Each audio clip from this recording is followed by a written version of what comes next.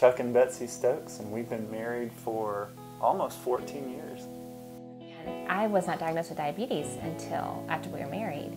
It was after, with our son, like they thought it was gestational diabetes, and then... It turned out it wasn't gestational diabetes, it was type 1 diabetes. And so that was a game changer. Yeah. 9 years of into marriage, and we got to a place where we just couldn't communicate anymore. It's like when I spoke, my words would get, garbled. When Betsy spoke, her words would get garbled. We just were not connecting. We weren't understanding each other. So we really couldn't. We weren't feeling it.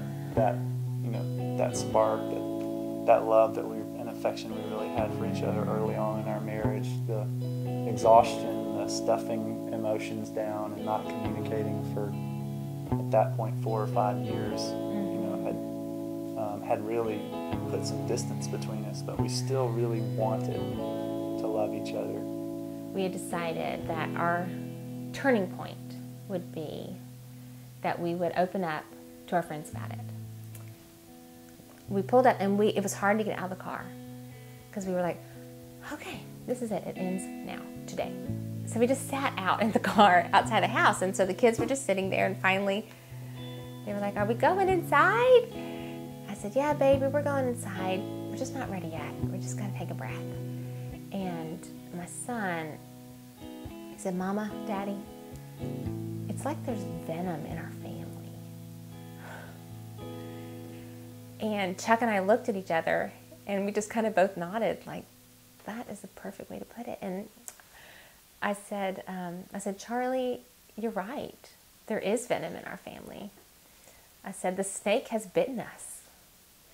And I said, and we're going to go inside, and we're going to pray until Jesus sucks the venom out. Everything turned around in that moment.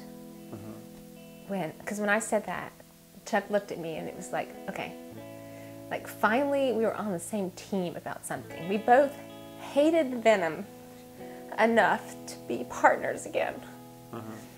That we were going to do whatever it took. Yeah, we had something to fight together instead of each other. So, yeah. I remember there was a time when I was walking her back to her dorm, and I remember when I had this thought, if the purpose of my life is to love and encourage this woman, I'm in for it. That's just how crazy I was about her, was that if that was the whole goal and thrust of my life was to build her up and encourage her, then I was in. I was just that crazy about it.